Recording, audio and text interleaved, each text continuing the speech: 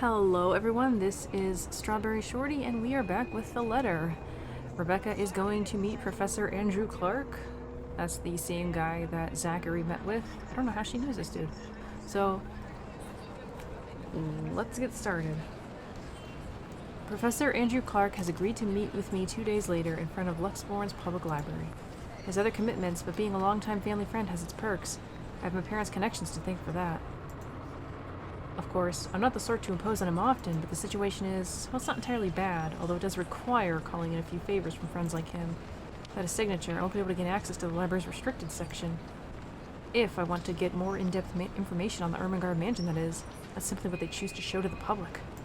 Finally, some information! As much as I hate to admit it, there's always something people censor, and whatever it is, I won't ever find it in the general section. It has to be what they're keeping here, beyond the public eye. The thought of that alone makes me antsy. Thankfully, I don't have to brood over it. Wait for the professor doesn't last long. He never did enjoy making people wait. Likewise, he dislikes people who are tardy. He arrives 5 minutes after I do, greeting me with that kind smile and casual wave of his hand. I haven't seen him in so long, but it appears he hasn't changed much. His familiar presence alone is enough for a fond smile to spread across my face. Professor Andrew! Rebecca! Didn't I say long ago you can drop the professor? You know I can't possibly do that, even if I can. It feels disrespectful to call you by your name alone. Both you and Ashton never listen to this old man. Kids these days. All right, but just for today, since you're doing me a huge favor, Andrew. I guess you simply can't have it all, even at this old age. But pleasantries aren't what we're here for, yes? You mentioned you needed a permit. Yes, sir, if that's okay with you. More than fine. Anything in pursuit of knowledge, as they say. He hands me the permit without further prompting. And just like he promised, he's also written a recommendation after his signature. This is more than enough to get me those files. I mutter a small thanks before slipping it into my pocket. Although when I look back up, his brows are furrowed, the very face of curiosity. Not surprising considering how vague I've been during our little talk over the phone. Right then and there, I've decided to tell him if he ever asks. Maybe not all of it, but stuff he needs to know. It's the least I can do to thank him. As expected, true to his inquisitive nature, he asks. If you don't mind, though, I know you've always been an eager learner. But may I know what in the restricted section that piqued your curiosity? It's the Ermengarde mansion, sir. He's quick to raise an eyebrow at that, and for a while I fear he'll take the slip of paper back. Is there something in what I said? The ones they have out in the general isn't enough? I'm, hoping for a more in-depth read, sir. More about the history and the people who once lived there. The general section doesn't have anything much on that. Oh, I see. Well, you certainly aren't the first one to be enamored with that place. It doesn't shock me. The architecture is admirable, and the urban legends are something to talk about. Why, just this past week, I've got a few asking me about that. Imagine that. That's Zachary. I think enamored might be a little too much to describe our interest in it, but I have to agree. The mansion is beautiful, even with the renovations. They kept the stained glass windows, too. They are magnificent. Oh, you've seen it. I was there for a few hours to attend a housewarming party. The invitation was for my parents, but they couldn't make it. My mum used to work as a private tutor for the Evans. Hannah Wright? Ah, I know of her. Her husband, too. Who doesn't? Luxbourne's most popular couple. Something falls behind his eyes, the warmth in them suddenly gone, like he's reliving a painful distant memory and seeing it play right in front of him. It disappears almost as soon as it surfaces, but that look has unsettled something in me. Is something the matter? Nothing much. But you know, you're already like a daughter to me. So if you could, do be careful with the friends you make. Is this about the Wrights, sir? Just a friendly advice from an old man. Don't think much about it. Anyway, I have to leave now. Can't miss my weekly serving of bear claws. Say hi to your parents at the detective inspector for me, will you? I wish you luck with all that research. I will. Thanks for this, Andrew. Andrew gives my shoulder a light squeeze, the gesture a younger me has always appreciated. Quickly cross the street after. I watch him until he disappears behind the door to the cafe, until the doubt swimming inside my head finds a moment to rest. Whatever his business is with the Wrights isn't anything I should concern myself about. But somehow, in the grand scheme of things now, all of it feels oddly relevant. The how, though, I've yet to find out. And I'm hoping the library will give me the answers I want this time. They better show us the answers. If it's just like, oh, I read a book. Like, I want to know what the book says. On a gloomy Sunday morning, the library is especially empty. The second floor in particular. I've always considered this place to be a sanctuary, a respite away from the hubbub of the city. I don't think this library needs 2 floors. And it apparently has a third floor. Nobody here. As a child, I grew up reading books here, spending hours here to no end, poring over the pages, living out fantasies in my head until my parents called me home. Now it feels nothing like it. Silence is smothering, suffocating. Even with how clean they've kept the microfiche room, how the entire small of it lacks a speck of dust or clutter, breathing as a struggle for air. That's a weird sentence. And far into my say, I begin to long for the noise outside, and perhaps as a way to calm this unease, I start to hum a tune. Imagine that. Why of all things it has to be that silly nursery rhyme? I'm not an inkling. It has its job, however. It fills the lull with something far less awkward, far less deafening, and that is enough for a distraction. I have business here. No time for silly daydreams, only important work to attend to. Even if there's a possibility of it being fruitless, by some means, it feels like I have to do this. If not for me, then for the people who has been affected by this. What do we even call this? A haunting? A Halloween prank gone wrong? A curse? If Isabella were here, what would she say? Would she panic? Would she be angry I only listened to her now? It all stems from that one moment in the movie house, doesn't it? We could have avoided this had we only taken her warnings to heart. One stupid mistake is all it took to send our normal lives on a downward spiral. Frankly, I'm no longer sure if I'm angry at myself for it, or at the universe for throwing us into this mess. But we can only make do with what little we have, and that's exactly what I'm doing. Going here might not be the right decision, but it's a start. I don't think it's a good idea to go into the restricted section with a ghost chasing me. A good start. It doesn't take much time for me to find what I need. A microfiche of old newspapers, long kept in special storage cabinets by the far end of the restricted section. The year is 1620s and beyond, before the city of Luxbourne even exists in the records, when the mansion had just been built, and Anselm is nothing more than a small sleepy hamlet near a river. A lot of pieces are missing, days, sometimes several consecutive weeks without any records remaining. Often it goes on for years. Troublesome, but as it is, I'm lucky enough to find anything at all, considering how far I'm looking back. Can't be picky now.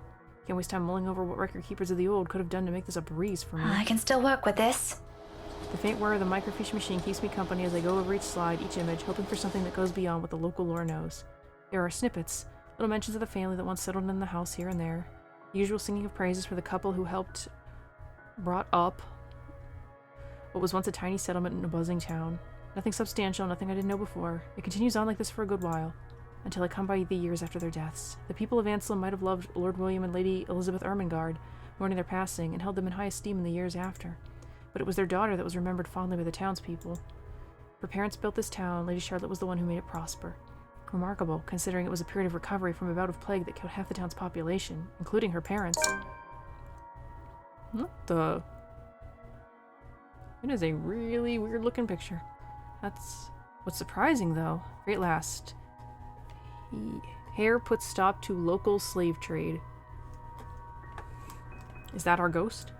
Apparently, her time also marked more than superficial changes to the place. She moved things, changed laws, altered old customs and traditions. Feel bad for this poor lady. Give her some clothes. If they were done to a woman's whimsy, it doesn't say, but she seems capable enough for more than that. The gist of it is the town she rebuilt, it's what eventually grew to become Luxbourne City, while the nearby Anselm Village remained as it was, a relic of the old. I still have a theory that maybe she saved this girl and took her in, and then maybe her and the fiancé had an affair. Or something. Either way, I feel like it ended with this girl getting killed or locked up or something, and then bad things. A frown swiftly forms in my face. So, why is there a need to hide this? One by one, I try to recall every lesson I've gone through, every book, paper, and journal I've read. None of those ever mentioned this. It's always the lord and lady of the house, their endearing child, always an afterthought to those anecdotes, the one who always took her life in the end. Never someone who restored a town from the brink of collapse, or brought new ideas to it. Is it because she's a woman? That pisses me off. Granted, not everything is sunshine and rainbows, not all aspects of her can be considered admirable. But this is history. Some parts are bound to naturally delve into unpleasant territory, whether I like it or not. Witch hunts, for example, became common near the end of her life. Luxbourne witch burn. This doesn't bode well. Was this the girl? Same girl? Which would have been completely unremarkable. It might have gone to become a mere footnote in history if it didn't involve Lady Charlotte and the very slave she saved. It caused quite a stir, enough to leave almost a week's worth of clippings. The girl was eventually burned, condemned by an entire town. At the word of Lady Charlotte alone. Well, that's not good. But this really doesn't have anything to do with this curse, does it? Yeah, definitely not. A girl burned for witchcraft by Charlotte Ermengarde, totally not connected. Unless that woman following us and this slave are the same person. A tale of revenge? How cliché. Of course, that girl doesn't seem burned. However, with the lack of accurate photographs, it's impossible to tell. Maybe if I squint, the illustration would start resembling her. But in my field, it doesn't work that way. It shouldn't work that way. I'll be the laughingstock of the community. This isn't going anywhere. Mentally exhausted, I take a careful step away from the screen, pressing a palm to my tired eyes. Lack of ample light in this area doesn't help. A headache already threatens to form at the back of my head, yet I'm nowhere near figuring things out. This is simply too much to take in all at once. I should have asked for someone's help. Now I'm at a dead end. I start gathering everything around me and placing them back in their respective envelopes for storage. The motion's no longer new after volunteering here a number of times. I didn't make much mess anyway, considering the lack of materials available to begin with. I'll have to look somewhere else. The where remains unknown, though. But just as I'm about to slip the last of the slides in, something catches my attention. My hand pauses, the microfiche halfway through its protective sleeve. This is one of the few I've set aside without taking a careful look at. It seems like a gossip column at first glance, but upon closer look, I slide it back to the reader, gently turning the dials in search of the page. It takes some time, but once the image becomes clear... Ermengarde heir announces betrothal. They must have had this drawing commissioned for this announcement. I love her hair. I don't doubt it. The details are far more intricate, their likeness likely closer to how they might have appeared at the time. They're both recognizable this way, closer to the paintings I've seen in the mansion. However, it's the man standing beside her, Edouard Godfrey, according to the article that caught my attention previously. Her first cousin, and eventually her fiancé. Maybe it's the posture, the manner in which he holds himself. Maybe it's the shape of his eyes, though I can't be too certain about that until I've got a better reference. Nevertheless, there is a resemblance. He looks eerily like... My head snuffs up, glowering whoever's running on the floor above. Any day I'd march upstairs and reprimand whoever it is. This is a library, for heaven's sake. But now isn't the time. I've gotten what I need. Without wasting another minute, I hit the machine's print button for a copy of the page, while my other hand moves to put everything back into storage. A ragged exhale slips from me. Relief, perhaps? Or maybe this is already exhaustion. I didn't think that dude looked like anyone, but I think she means Luke. Regardless, soon, I'm closing my eyes as I wait for the printer to finish, if only to stave off a headache building up from everything.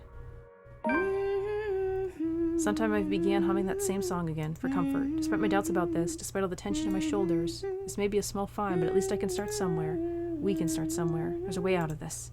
I know it. The printer sputters to a halt. However, its sound isn't what makes me snap my eyes open. It's not good. Let's look at the journal. With the help of Professor Andrew Clark, Rebecca was able to gain access to Luxbourne Library's restricted section. In there, she discovered numerous accounts about the Ermengardes, all hidden from public. Her research was interrupted, however, when... Gotta be the ghost again, right? Yup. A feeling, a chilly rush of air behind my back. Brief enough for something sickening to suddenly lodge itself in my throat while I take in my surroundings. It's that suffocating sensation again, creeping to every part of me, crawling under my skin, draining me little by little of any strength. From that day in the mansion, from that brief moment at the school, without delay I grabbed the papers and made a quick beeline for the door. My whole body freezes. What are you doing, Miss Pink? I hold my breath, not daring to make any noise. For a little while, only the sound of papers crumpling under my grasp fills the room, the excitement from earlier gone instantly, replaced by a cold, seeping dread spreading throughout my limbs. But more than fear is the anger. It pains me to hear her using my own student's voice against me, and more than once I believed it was really her. She has no right. Why don't you play with me? Although she hasn't made a move, if there isn't a wall behind me, I'd probably take a step back. Anything to put distance between us, no matter how small, as long as I'm out of her reach. But I steel myself, because if I do fall back, turn away from her, I'll be left with no way out. I am not dying here. You think you scam me? Miss Pink, don't be so rude.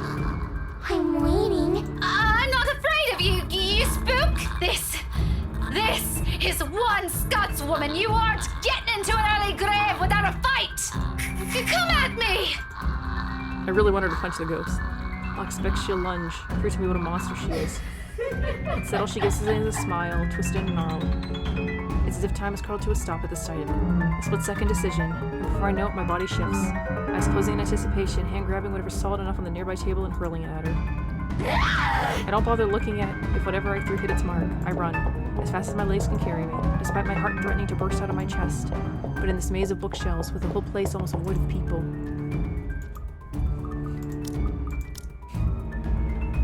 is there a safe enough place I can escape to? Oh, what do I do?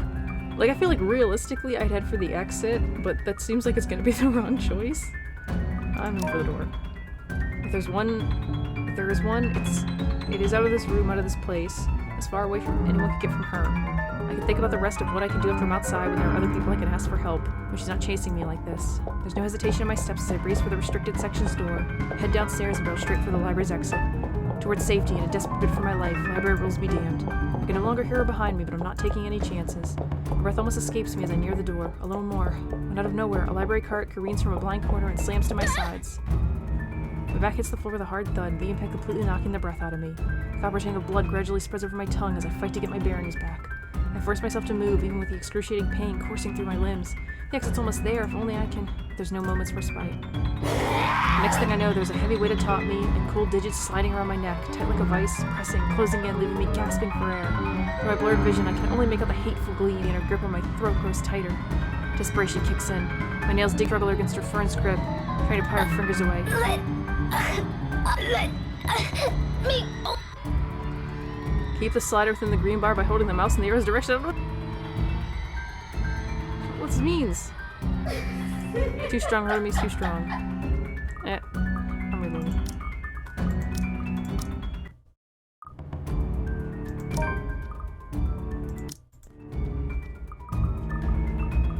I don't understand some of these, like, mini games they have.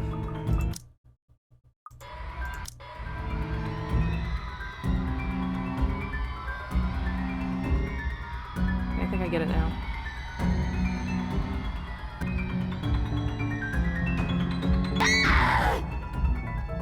I don't think twice. My limbs are moving on their own before what I did could fully register in my brain and my lungs could recover. Behind me, she lets out a cry sharp, loud, and thunderous against the empty walls of the library. The fear her wails bring compares nothing to the relief washing over me when I finally make it out. My knees buckle as soon as my feet hits the pavement, the surface cold and hard against my skin. I've only been in there for a few hours, about 1 or 2 probably. I don't know anymore. It feels like an eternity all the same. My breathing hasn't slowed down yet, and I don't expect it to after going through that. I probably look the most undignified creature on a Sunday morning right now, out of breath, disheveled, slumped here with a bloody lip and all. But at present, I simply can't bring myself to care, even when a few passersby start giving me strange looks. Stare at me all you want. I don't give a single shite. I'm alive. I'm safe. This isn't the end yet, but I'm safe. And inside my bag is something that could get us out of this mess. Nothing definite yet. I don't want to get my hopes up, but it's still something. If Isabella is here, I'm sure she'll feel the same. She'll even be the first one who will put her faith on it. Wherever this will lead us is a victory on its own. Now all that's left is to find the others, the rest of us trapped in this bloody nightmare. Are we about to switch characters? Right on cue, as if to answer my previous thought, my mobile phone lets out a beep. I pick it up, simply hoping it'll be one of them. Only, it's a voicemail that greets me. From Ashton. There's a pang of disappointment, of course, but it brings some reassurance that nothing's happened to at least one of them. Hey, Becca, call me back when you're free. We need to talk. ASAP. He ends it right there, the message less than a minute long, curt, and gives nothing away. I let it ease my worries, regardless, and do as he asks. Because this, too, is another triumph for us. One less thing to worry about. Journal. We're Ashton now! Alright. Let's go to the journal. Where are we? Rebecca was seen limping out of the Lexbourne Public Library late Sunday morning. Checking her mobile, a lone voicemail from Ashton was in it, telling her they needed to talk. ASAP. So, Ashton. Bachelor's degree... Taiyaki ice cream, Shirley, Ophelia, old-timey action movies and thrillers, kart racing, jazz and swing, Sherlock Holmes, justice. There was little love between his parents, and though he grew up privileged, he found little joy in student life. He saw the standard testing system as a chore, and considers his popularity among his peers to be an annoyance. Rebecca was the only one he considered a friend at St. Goretti, and he was no better when he went into university. If anything, his indifferent outlook got worse with his parents' divorce. He initially took law, but was quickly disillusioned by how heavy-handed and abused the system was. Forensic science, on the other hand, became fascinating for him.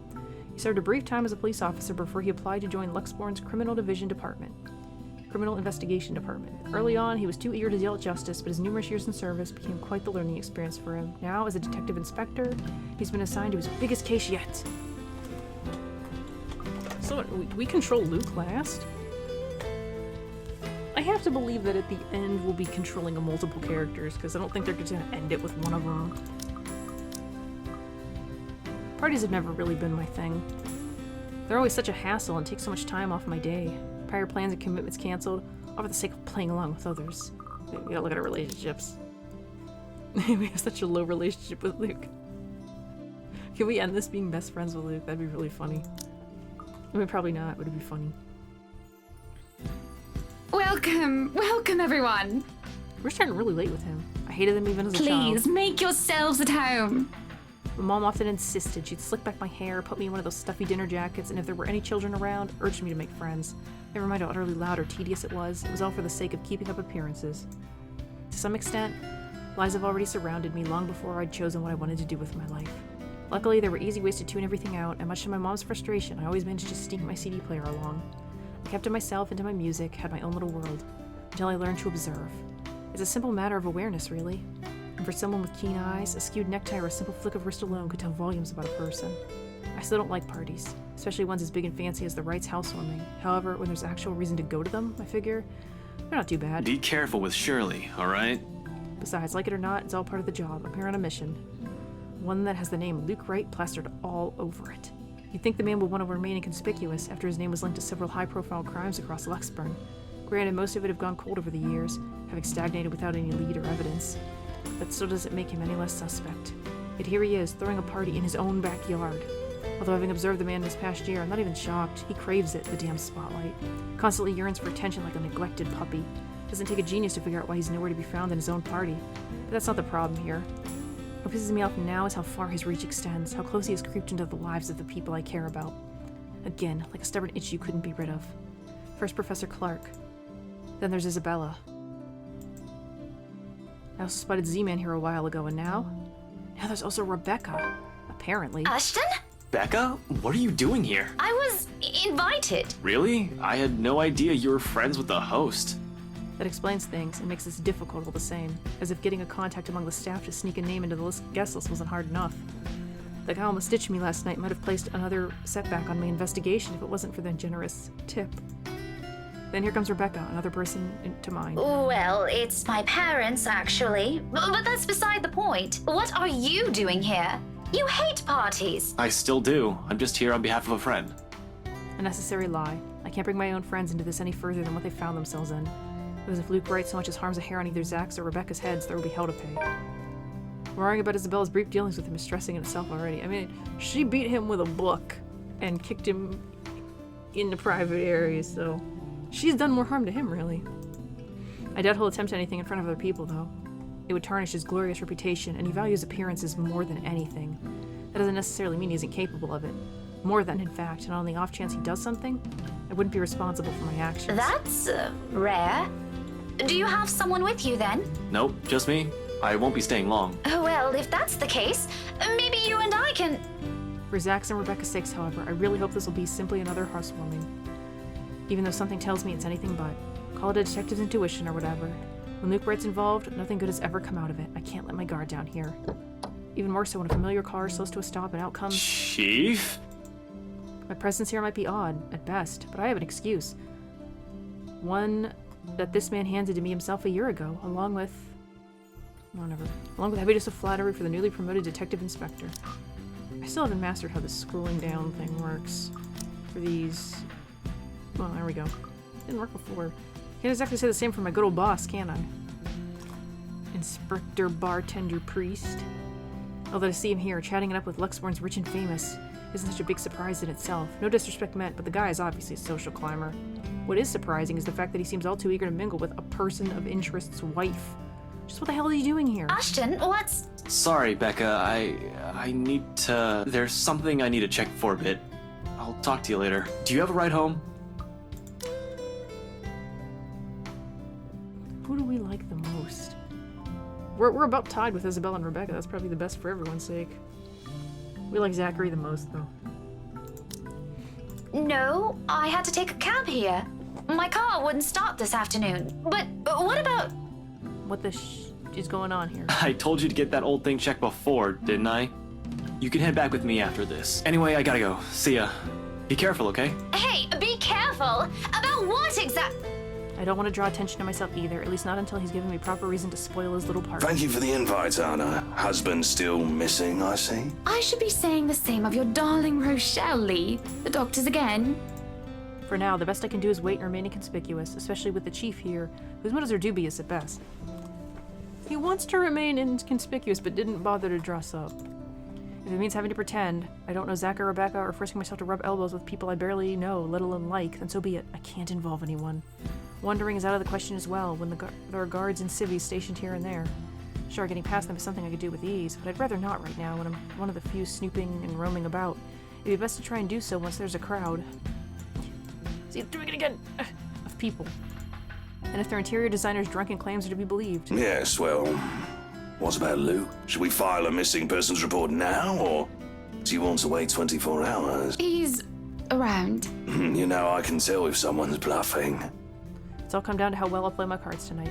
With a good hand, this party's gonna give me the breakthrough I need to crack Luke right, or something to prove my suspicions wrong, maybe find out what kind of game my boss is also playing. Your boss is horny. I had an inkling before, a few hunches tempered down by how much of a bumbling fool the man appears. But one does not simply deal with the rights and get invited to a party they host without wanting anything from either of the two. Or it's the other way around. So with a last wary glance at the two, I head into the ballroom. I just hope this will not complicate things further. By the time the party's in full swing, night has fallen, yet there still isn't a Luke right in sight. The man can be quite ostentatious, but this, frankly, I'm impressed. I don't even know how many hors d'oeuvres I've already stuffed my face with. One too many, probably. The servers are already giving me a stink eye every time I saunter over to the buffet table. Blame your employer, not me. He's the one who has the guts to show up late. Besides, most of the guests' idle talk is concentrated in this area. Despite standing under the same roof with the very people they're whispering about, some just couldn't resist. Might as well keep my ear out for any useful info. Is Suarez still fixing that tech problem? That's Kylie's pants. Tech problem. It's been 3 years. Sooner or later, the Blighter will put 2 and 2 together. He might have already. If the red tape I'm being slammed with these past few months suggests anything, that or someone has been pulling the strings. I wouldn't be shocked. This case would not have gone this long if the scumbag didn't have a mule of some kind in the force. Shush you, we all know Suarez just wants an out. I knew he was bad news the day the merger with Evans Incorporated happened. Feh. Glad I did not have to deal with that. But keep it down, someone might hear. The wife especially. Sebastian? This kind of negligence has always been an advantage, but sometimes I wish I could be smashed drunk while doing this. Having sharp ears also means you get to hear the most unsavory things. Who cheated on who this week, one person's motive for bashing someone's skull against a wall, or a father's excuse for burning his own daughter alive. That sort of stuff. Okay? After a few years it gets tiring, you get desensitized to it. But humans could also be downright awful. Sometimes there simply isn't enough brain bleach in the world. Sadly, the wine is a no-go tonight, and mostly for show. I'm up for another drive, later, for one. And I definitely want to be sober in case anything comes up. And something always comes up in assignments like this. A detective inspector dying of cardiac arrest, for example. Because I can feel the moment my heart grinds to a halt the second I shift my eyes to a corner of the ballroom. Hannah Wright. Some say I'm acting a touch bit paranoid, maybe I am. This is a party and she's the hostess. It goes to say that she'd take time to mingle with her guests. But Hannah Wright Nee Evans isn't without her fair share of accolades. At least to the public, she doesn't seem like it. Unlike her husband, she's the one with the business sense, not to mention the impressive track record needed to manage a company. Or effectively hide whatever irregularity there might be. She's clean as far as my agents know I've found, but it doesn't rule out a possible involvement with whatever her husband's up to. Hell, Luke Wright came out clean in previous reports until I bothered to take a deeper look into it. What I found may not be sufficient to bring it to trial yet, but it's enough to nurture suspicion. This may be a bit of an overreaction, but no one lasts long in my line of work being careless. You would catch his eye a lot better if you wore nicer clothes, don't you think? Didn't realize the housewarming was going to be this fancy.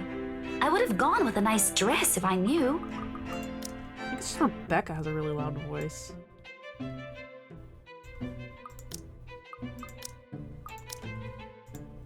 Nothing to be worried about then.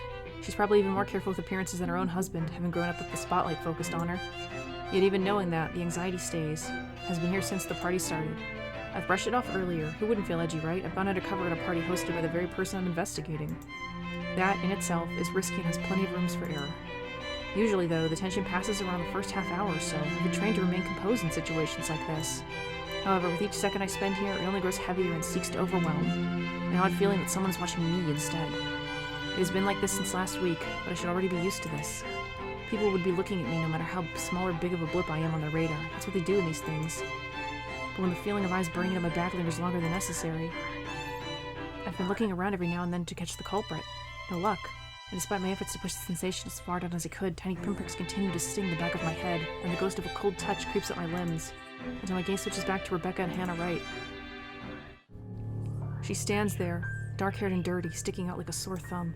Even so, no one seems to notice. Although she's looking away from me, her mere existence here strikes.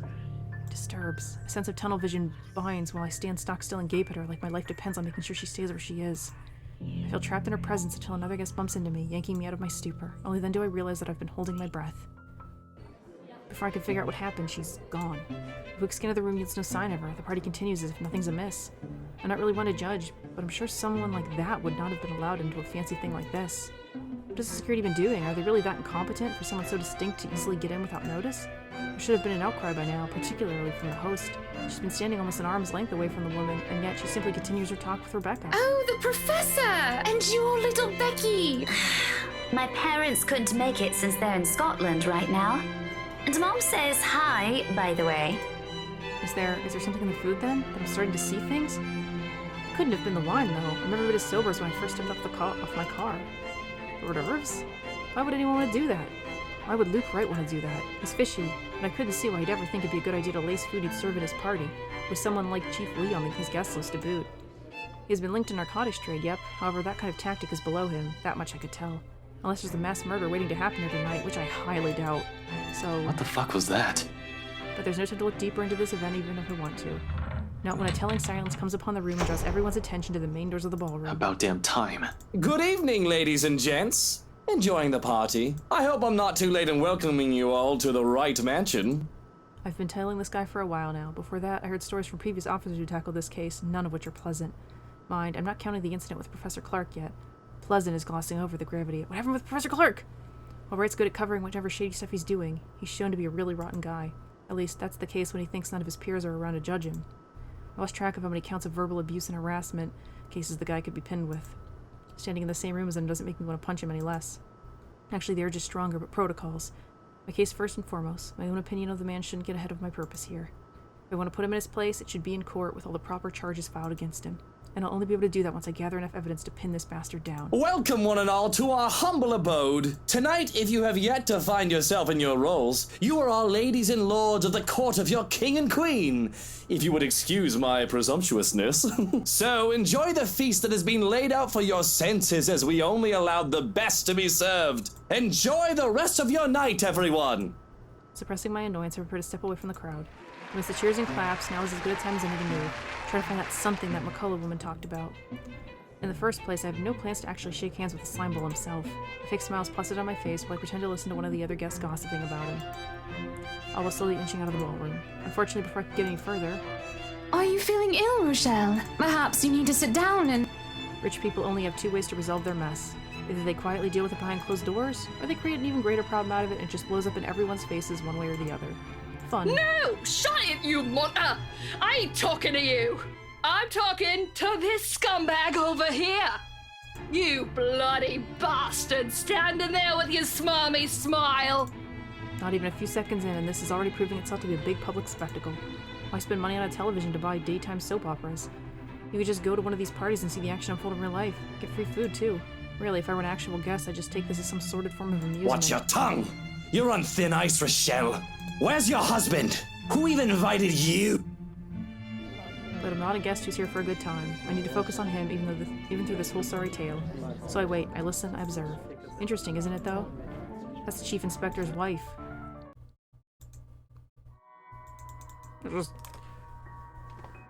Well, that just left. I was hoping he'd, notice whether or not, Luke was guilty. The morning after starts off quiet. Even the whole of Salem Residences seems unusually still. The open hallway when I step out is devoid of tenants. No sounds coming from the other units either. It's almost as if something's brewing on the horizon. This peaceful night's sleep does wonders for the mood, though. I can't even remember the last time I've slept without anything urgent interrupting. It's a nice break from all the bad news lately. If it wasn't for the insistent buzzing in my pocket waking me up, I'd sleep in. The ringing has stopped before I could move somewhere private, but sleep has also been effectively kicked out of my system by then. Pity, I could use a little more rest until I have to face the other storm. Of course, I owe Rebecca an explanation. It doesn't matter if it's the whole truth or another hastily spun tale. Although I haven't really figured out how to go about this yet. Unlike Zach and Isabella, who don't usually ask questions and are content with what little I could share, Rebecca's rather quick on the trigger. It will have to be set aside for later, though. Sup, I'm Ash from Deluxe City. The Chief's name stares back at me, almost as if mocking me. Sad. It would have been nice to just chill after last night, or maybe half listen to the news. Sure, it's the same thing we've been hearing lately. Still be standing outside in that chilly Buckstorm morning on the phone with my boss. Sighing, I answer it, if only to get this over with. Right? Where are you right now? Now that's a tone I didn't expect from him at this hour. Just thinking how this'll go already gives me a headache. Immediately, I reach up and pinch the bridge of my nose to stave it off. This is why I won't ever drink myself senseless. What was that? Nothing, Chief. A pleasant morning to you, too. He's probably calling to rag on me or complain about his wife, which is really none of my business unless it affects my case. Seems like the usual rich man cheats on wife deal. Although I would have followed up on it if it were somebody else's wife. But figuring it's the Chief's, hey, I trust him to come clean if the missus is related to the right shady dealings. Why do you trust him?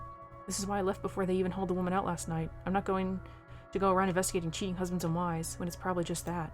Chief appears to have a different idea in mind, though. There's nothing pleasant in the morning. Anyway, where are you? I told you millions of times before to keep your lines open. He did, and not only him. Zach, Rebecca, Isabella, all of them have said the same thing numerous times in the past. But I was undercover last night. A phone call's the last thing I want to happen when there are other things I need to focus on at the time, especially not with that ringtone. Besides, we have radios and work-issued phones. Why isn't he using those channels if this is urgent? Just woke up, sir. As awesome as it is to hear your voice this morning, it really is early. If you could give me a few minutes just to wake myself up, that'd be swell. No need for that. This won't take long. Is something wrong? Am I needed at the precinct ASAP? Oh no, everything's good over there. Just look, kid. Pray. Don't take this personally, alright? You're off the Luxbourne firm case. It's done today. Well, I did not expect to hear that either. This must be some kind of a cosmic joke. I allow some awkward seconds to pass. The Chief must be pulling another one of his awful pranks. Out of his bad mood or a severe hangover, maybe? Everyone knows that when given the chance, he exercises no control with his drinking. If it wasn't for his wife causing a stir, he'd probably be trashed an hour into the party. Like they drank more after they threw her out of the ballroom. Besides, his sense of humor has never been good. It's just infuriating most of the time. When he doesn't follow it up, if I sound a tiny bit frustrated speaking to my own superior, I'm not the one to blame. Wait, no. What? Are you kidding, Chief? Is this one of your practical jokes again? The Temps won't say anything about it, but It's not that. They're orders. From the higher-ups. Ah, the higher-ups. Yes, my favorite word. Since when did the higher-ups ever care about what the Criminal Investigation Department did? As far as I could tell, they don't give a hoot if CID is filled with cold cases, as long as we keep the spending low. When I need to view those old case files, though, they're locked away in the archives. You're gonna have to check with the higher-ups. I need access to those reports. See if the higher-ups would allow it. Every step, every move in this case, there isn't one thing that hasn't been gated by some authority. If it's not the chief, it's the commissioner, or so they always tell me. It makes one wonder why they even bothered assigning it to anyone. Not a single one of them has done anything to help move the case. And they wonder why it was taking this long for even a hint of progress to show. You can't just drop this on me. You can't just take me off like that. Yes, I can. And I'm sorry, Ashton. You're a good detective. One of the best I've seen in years, but... 3 years, Chief. 3 years! 3 years since that anonymous tech leak blew up. Since Luke's Wright's name was openly linked to several nasty dealings within Luxbourne's corporate world, some of them involving deaths. 3 years and I was the only one who made it this far, made much progress that officers with more experience weren't able to do when they handled the case. Just within a year and with barely any help from the damn brass at that. Of course I'll be pissed. Do you know what would have happened if I didn't work my ass off on this thing? If I didn't dedicate a whole year of my time on it, it would have gone cold. Like every fucking case Luke Wright has been linked to. I saved this from getting thrown into the archives, sir. I'm getting close. If you could just... I'm fully aware of what you've done, Frey. But the Commissioner hasn't been happy with your progress. Still too slow by their standards. Too slow? Well, what about those reports I filed? I've documented every freaking thing for them. I've given you every important lead I can gather. Isn't that enough? They need results, not a bunch of research papers. Not one baseless assumption after another. Concrete proof, Frey. I'm really sorry. They've already made a decision. They're going to pass this on to someone who's been in the force longer. Someone who has more experience. Someone who has more experience? They meant nothing by it, but you're still too young to work on a case this big. Chief, I've already done more than what those old farts ever did behind their desks. All of it, within just a year of being assigned to this. Watch your language, Frey. Those are your superiors, I'm not some damn rookie fresh out of training. I'm as qualified as they are. Futile, I know it is. They'd never say it within my earshot, but from the merry minute I stepped into their precinct, a lot of them had underestimated me, from their stares alone to the assignments I get.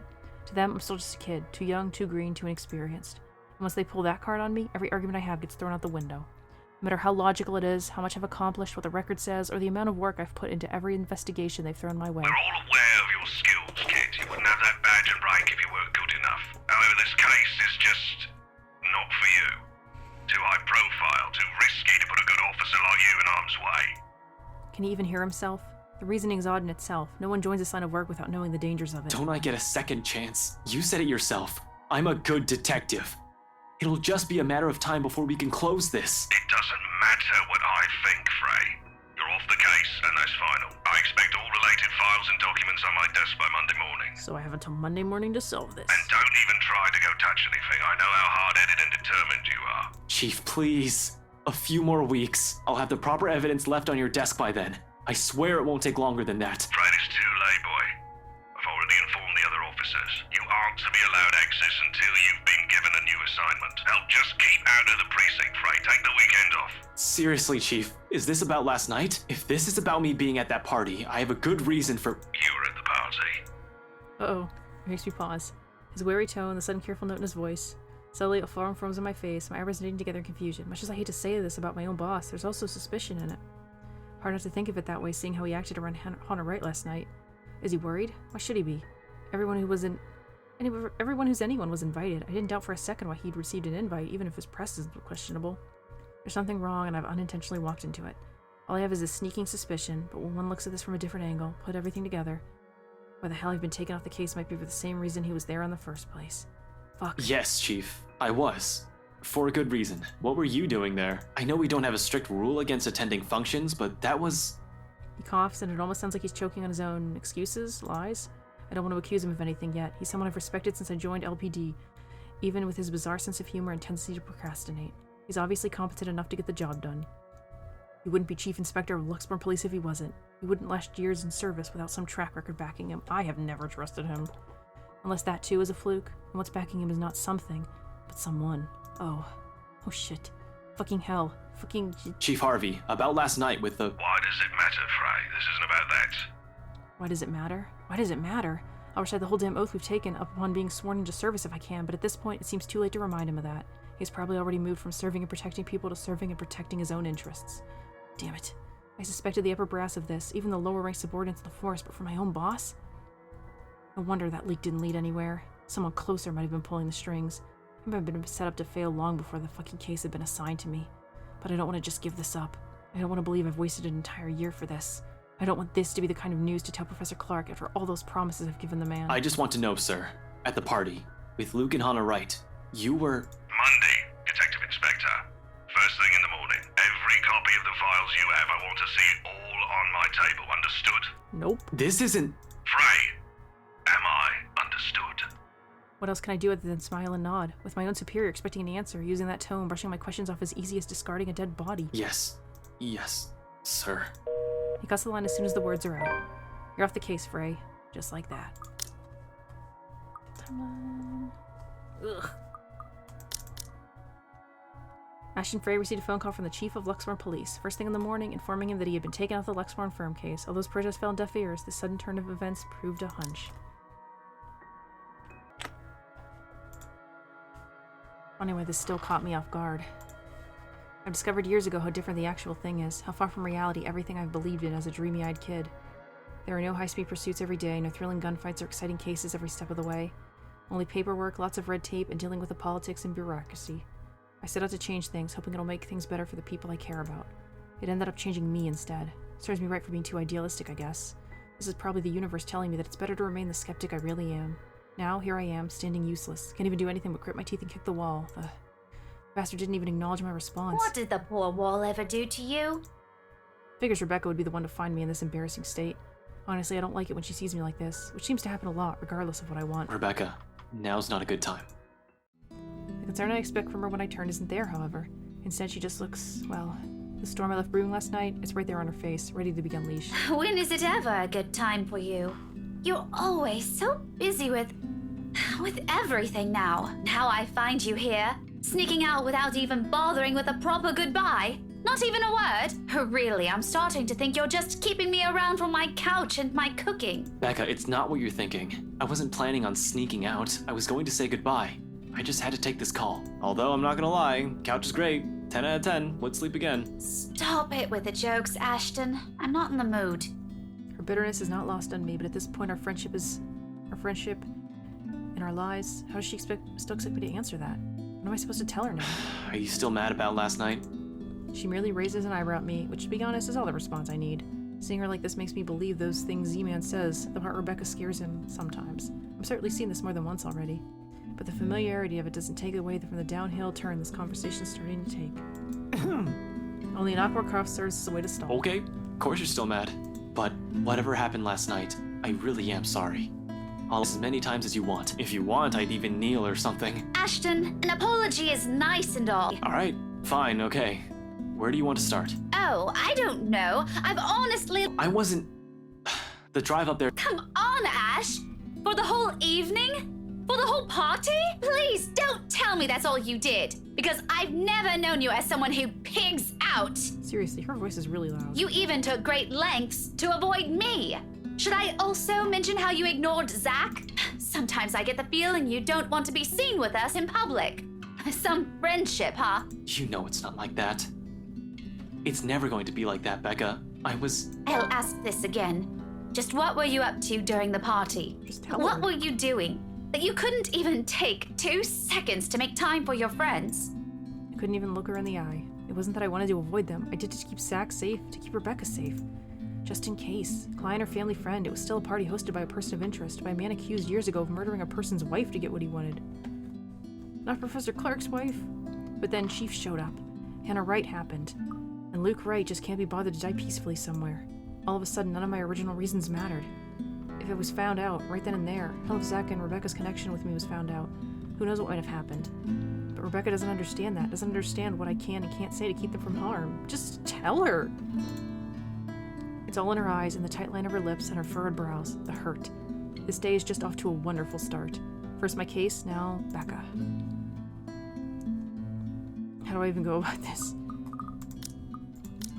I'll say it's confidential because I feel like if I stretch the truth, it'll just make her mad. It's confidential, Rebecca.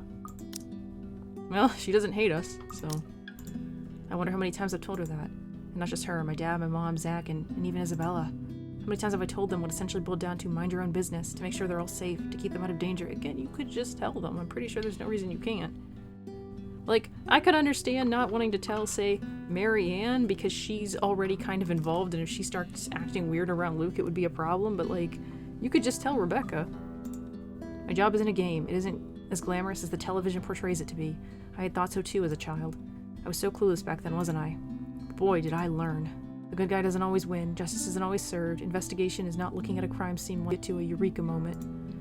It's sleepless nights at the crime lab with the tech guys. It's several days wearing the same clothes with Chinese takeout stains because I'm staking out a place.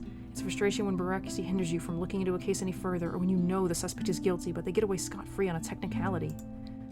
It's seeing anger and pain and despair with every case. I know you have a mountain of questions, but I've told you this so many times before. I can't say much more than that.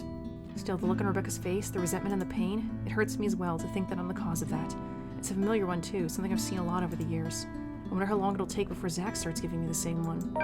Or until I've hurt Isabella in a way that any sincere apology won't ever be enough. What a mess. I'm a mess, and it's the people close to me who have to suffer for I it. guess, if that's the case, there's nothing much I can do about it. You're off being a hero, I guess? And I shouldn't rag on you for that. I could never get used to how quick she just forgives me for whatever awful thing I do. Zach and Isabel, too. They've all been patient with me, unlike I with them. I don't deserve any of them for the kind of person I've turned out to be. I'm hardly a hero, Becca. I'm just... Ash. Ash Belmont. Expression retort and laced with bitterness. Instead, she laughs. Half-heartedly, with barely a hint of cheer in it, but it's a laugh nevertheless. I honestly don't know what to do with myself upon hearing it. It's almost like the mere sound of it is meant to pierce. The least you could have done is tell me. Maybe I could have... I don't know. I could have been Irene Adler, maybe? We wouldn't have to deal with the awful things. The woman? Don't flatter yourself. Nancy... Photo from that contest keeps it in her old diary. I never did find either of the two after I threatened to burn them. In the end, I just never brought it up again, hoping she'd just forget about the whole thing. But the small smile on her face says a lot. Those were good times. A lot simpler, a lot more peaceful. Now, changed. We're no longer the same people we were as kids. Growing up together doesn't mean a notion to believe in, when nothing ever remains the constant. Things will inevitably change through the years. Already has long ago. Not just with the people we allowed into our respective lives, but also with us, as people, as friends. It really does get complicated as we get older, doesn't it? Not everything has to be, though. Even if it's in the form of... I swear, I'll explain when it's all over. The silence afterwards bring an even heavier air between us. Something that we're... Go now, huh? The situation's already awkward as it is. Dragging this out will only make it more, what? Difficult? Messed up? As if it isn't already. Back to your case again? I don't really have to. I have no case. As far as the job is concerned, I have the weekend off until I have to report to Chief on Monday. Although I don't want to just throw in the towel on this. Orders are orders. This isn't like the movies. I don't get to say, F off, throw my gun and badge at him, become some vigilante, save the day, and get my job back. I'd rather get my ass thrown in jail than do any of that. But it's also not in my nature to sit still and do nothing. It'll drive me crazy if I just idle about. Besides, there's someone who has to know about this whole Luke Wright thing. Yeah, I need to go talk to Professor Clark. Something else I need to look into. That other matter she mentioned, the same stuff Zachary has also been trying to tell me. Things even the news of a single serial killer. Or is it still the case? Dead in the early hours of the morning today. The fire was contained within the room and no other Grasping at straws as far as these murders are concerned. In the first place, I'm not even the one heading this investigation, yet look at me treating it as if it's another high-profile case on my shoulder. How sad is that? Although all three of my friends have mentioned seeing something strange, I don't want to go into the line of thinking that for now. Not until I've exhausted every logical argument I could throw at it. To be honest, though, I don't know how to take all of this anymore. But I've already given Isabella my word. It'd bother me more if I didn't follow up on a promise I made to her. And after Rebecca's claims last night, there won't be enough sarcasm in the world if what my friends have been telling me is true. I can already hear Isabella's laughter. Figures. What else can it be? It's not another case. It's something else. That issue Isabella mentioned yesterday morning. I'm sure you remember. You were there. Well, at least you're not neglecting all your friends. Becca, I promised her I'll... She doesn't wait for me to finish. With a roll of her eye, she turns around and shuts the door in my face. I have no idea what I've said this time, but... I probably deserve that.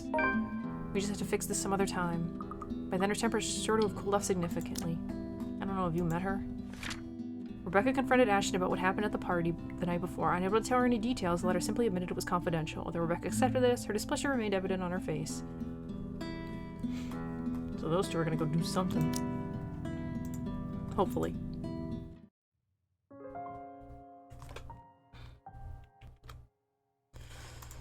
For now, I can't laze around. Gotta attend to things that matter more. Professor Clark first, deliver the bad news, then that issue with BRC and Isabella. Maybe I'll also drop by Zach's, check on him, hear what he has to say.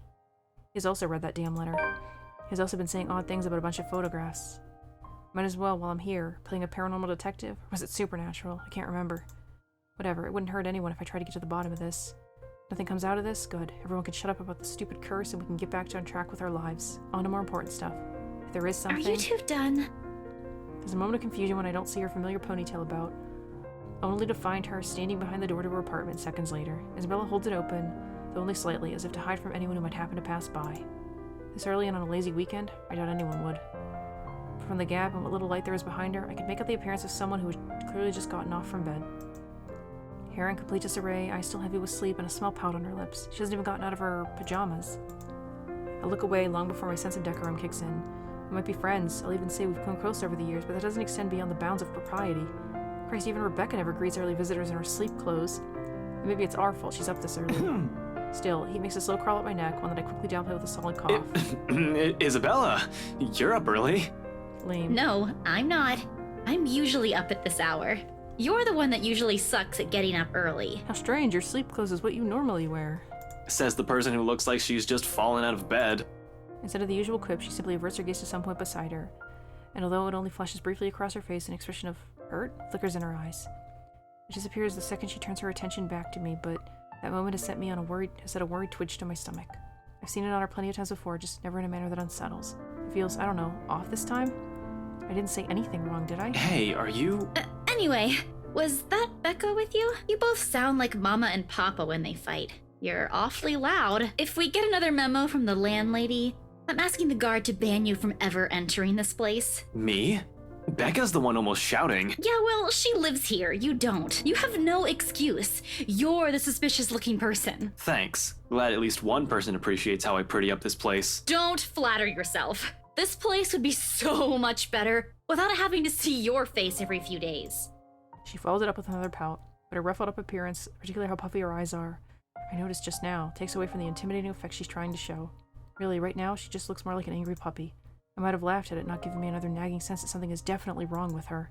What, has she been crying earlier? That is worrying. She rarely does that. The only time that happened, the one time I've ever seen her genuinely tear up over something, I think it was after Devlin Court. The night at the bridge. I want to ask. She seems determined to keep it to herself, though. What's she talking about? Devlin Court? Bridge? What's happening? Belle, did something... About yesterday, Ash. The things we talked about. Do you She was sick before, like... Did her dad die? Do you think we can take a look at it today? We? I never said you're coming with me. Don't worry. I didn't forget about it. You'll be the first to know if I find anything. No, I want to go with you. I'll be ready in a few. This won't take long. Isabella, you really don't have to. I can handle it on my own. You'll just... I won't get in the way, I promise. Besides, maybe I can help. You know, if there are files you want to check. I don't like what she's implying. It's true LPD is having a hard time with this, but taking Isabella with me, it's out of the question. Under normal circumstances. You're the one who's going to get in trouble if you do that. You said it yourself. You need information. And I can help you get that. And it's not like it matters anymore. I just don't want to stand around doing nothing today. There it is again. The slight shift in her eyes, the mild crease forming between her eyebrows and the mild slump in her shoulders while she crosses her arms tightly around herself. Like she's shielding herself from whatever painful thing there is out there. Out here. I have plenty of reasons why I shouldn't let her tag along. First and foremost, she's a civilian. Second, I have no concrete plan of action yet. I'm going into this blind. No matter how I look at it, it's simply better for her to just wait so she won't get dragged into what might be another one of my failures. Her assumptions might be a dead end for all we know, but seeing that expression on her, hearing her speak those words out loud in a desperate, almost pleading tone, I can't bring myself to say no. So I give in, because right there, I see myself in her. A person who doesn't want to stay idle, who doesn't want to think of the problems haunting him. All right, 5 minutes. What? You're timing me? Well, I can't wait forever. I'm a very busy guy. 4 minutes and 45 seconds, Isabella. I hate you so much. 4 minutes and 30 seconds, 29, 28. I'd hurry if I were you. Ugh, you're awful! I hope you never get a girlfriend. She slams the door right after, although my chuckles, the mirth, and the lightness in it linger. With her, those have always come easy somehow, even as its echoes fade and only the ghost of a smile remains. It's not like I'm looking for anyone else. Oh boy. These kids! This is completely different from what she was wearing in the scene. Like, for all the money they put into art, I don't know why they don't bother to do stuff like this. Like, they could have even made it a cutscene if they wanted.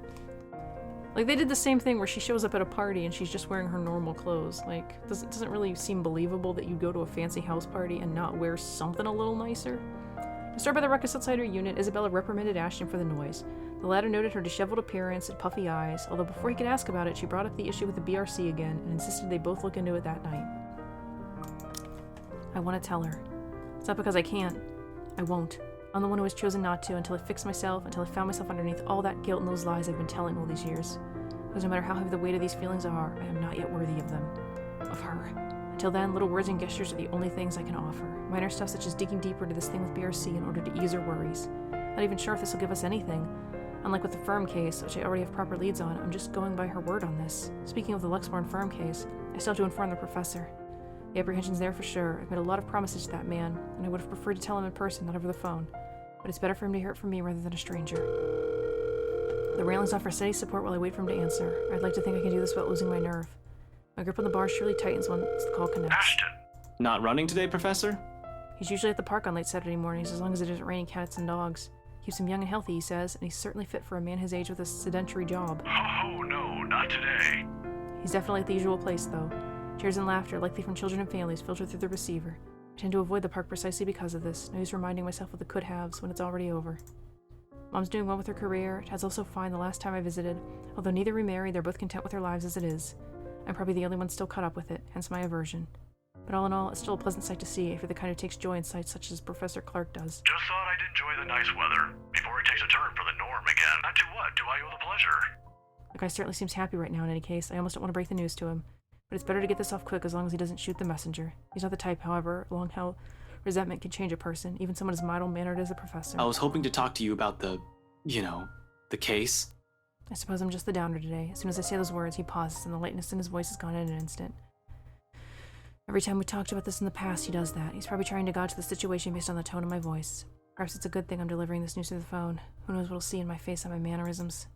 The art of keen observation, I learned it from the man. He probably already has an idea what this might be about, from my manner of speaking alone. You aren't in trouble, are you?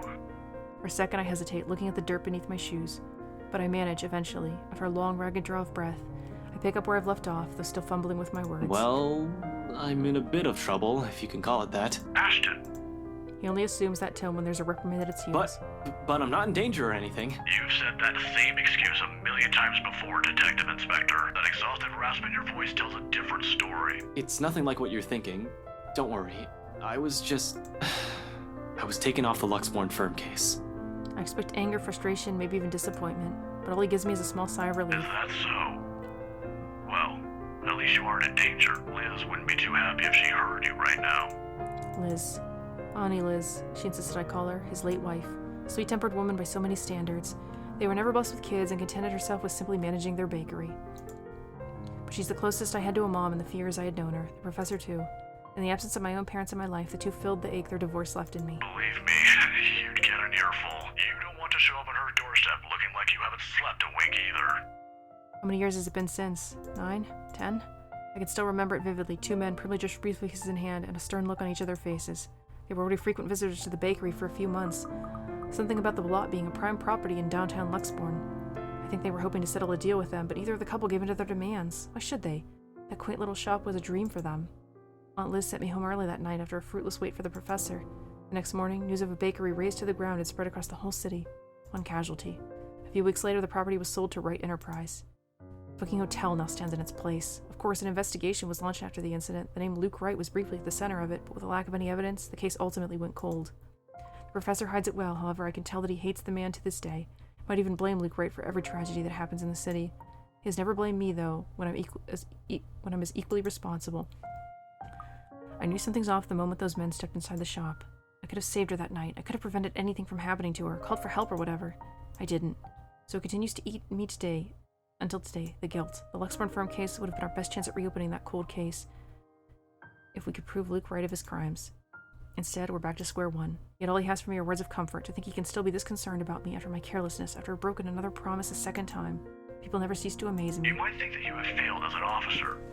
Or maybe you think that you have failed me, and you know more than anyone. I would love to see that man taken down. If anyone deserves to be tried in high court, it's him. But I'm glad nothing's happened to you while you were working on this. That's what's most important. I'd hate to get news like that again. Suddenly he stops. I imagine a thoughtful look flashing in his eyes as he thumbs the wedding band on his ring finger before he continues, another habit. He has never removed it since that day, has never thought once to remarry, even when he managed to continue with his life and return to some semblance of normalcy. It's his way of honoring her, I suppose, when he couldn't bring justice to the man responsible for his loss. Some people are just hard to forget. It's not like another death. Yours or even his. Will bring back my wife. Silence falls between us afterwards. I don't quite know what to say after that, really. Should I apologize, show some sympathy? Going into this, I should have thought of something other than breaking the news to him. As it is, it seems the only thing we can do is feel sorry for each other's misfortunes. I apologize, too, for putting you up to this. In another occasion, under different circumstances, I might have accepted that, but... You didn't have to. But you've already done more than any officer who has investigated this. So don't worry about this, old man. I know your department's people all have their hands full recently, too. What with the upsetting news we've been getting as of late? Deaths almost every day. I'm not entirely sure if that has anything to do with the other. It seems too big even for someone like him. But if this is that man's doing... Professor, please. Maybe if things around me hadn't started going beyond my control, the letter, the mansion, that supposed curse behind those, I'd still be quick to blame it all on the bastard too. But as much as I want to keep holding him responsible for it, to add another to his list of sins, it might not be the case. Agreeing will only cut a deeper wound on the professor. I don't want him to keep clinging to the resentment for much longer. He has already gone through so many years of it. This kind of anger is the sort that blinds people. Despite his reassurances, the bitterness still seeps into every syllable he utters. It's one thing for me to act like this. It's painful to watch someone I've considered a second father to go down this path. Please don't apologize. It's really all right. I can try to get it back on Monday when I meet with the chief. No promises, but if not, I'll make sure to keep an ear out for any news. Chief said he's passing it on to a senior officer. I should be able to catch a few tidbits every once in a while, but I swear I won't just give up on this. I'll do everything in my power to get Aunt Liz's case reopened for you. Promises, again, a bad habit at this point. I wish I could do more for him. All this time I've prided myself over being the one to always know. Because suddenly, aside from Wright, the murders plaguing the city, I have ghosts and curses to worry about. Things that are completely out of my depth. Professor Clark's right in some way. Things would be so much easier if we just blamed Luke Wright for all this. At least finding evidence would be a breeze, and I'd be also happy to put him in a place he belongs. Although, if he was, in any way, also complicit to what's happening, legalities have my hands tied. But maybe that's my fault. I might have missed the ticket to closing this case once and for all last night. If only I'd done a better job during the party. But then, the commotion. There was Hannah, Wright, and Rebecca distracting me from my purpose too. I'd included that gate crasher as well, even though it's only for a moment. So many things have gone wrong last night that... This isn't a prank! I saw something! See? This is why I didn't want to tell you guys! It's not a joke! Will you guys listen to me first? I saw something in the house earlier. It stood right in front of me. If I hadn't gotten away, that thing might have... Last night at the party. But it's real! What do you think I saw? It happened after, when I was trying to get away. I almost got stuck in the same room with that thing. We're all in danger. I thought you were my friends. Why don't you believe me? That woman. Why don't we all calm down first? I'm sure Isabella has her reasons too. No need to be hard on her. If that was what Isabella had been warning us about, if it was the same thing Rebecca had talked about last night, or what Zach told me about a few days prior, how many of these instances have I dismissed since reading the letter? How many have I ignored and passed off as some effect or fatigue or lack of sleep? Even last night, a hallucinogen lacing the food is the first thing I considered, purely because that's what my training dictates. It's a mindset I've grown used to. It's the setting the gears in my head automatically takes in a situation like that. Of course, I'm not discounting all of that yet until I have enough information, something to form a conclusion from. Proof, in whatever form it may come. But thinking straight is impossible when, all of a sudden, all your beliefs are being upturned in the most violent way possible at that. Geez, I need a sounding board. I need to talk to someone, and Zach's the best person for that. I have to go, Professor. Oh, no problem. But what are you... I don't have time to stop and listen to what the professor has to say as I cut the call short. Rude!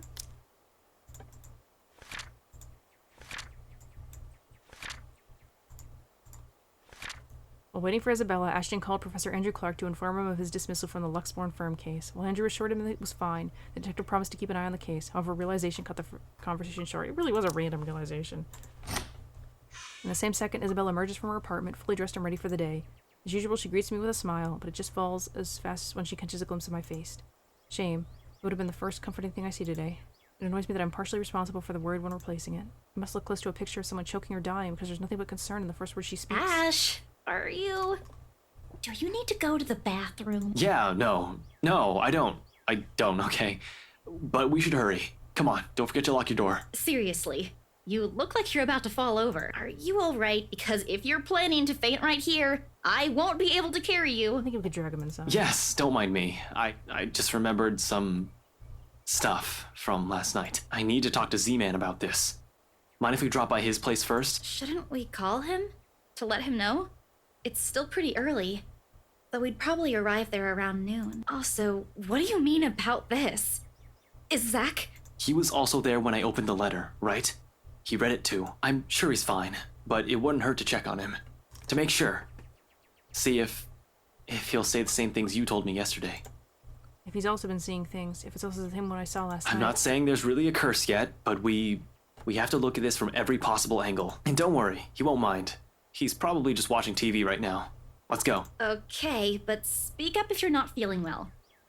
You really look like you're choking on something. You didn't have to do this for me in the first place. You know it's not as simple as that. I hid out of my car in record time without a single second wasted to hit the road and drive to Zach's place. If any of us, other than Isabella, who knows anything about what's going on, who can help sort the muddled mess in my mind is, it's gotta be him. He listened to her. Okay, so we gotta cut this part short because it's been going on forever. I didn't expect that scene to be that long. So thanks so much for watching. Leave a comment, and I'll see you next time. Bye!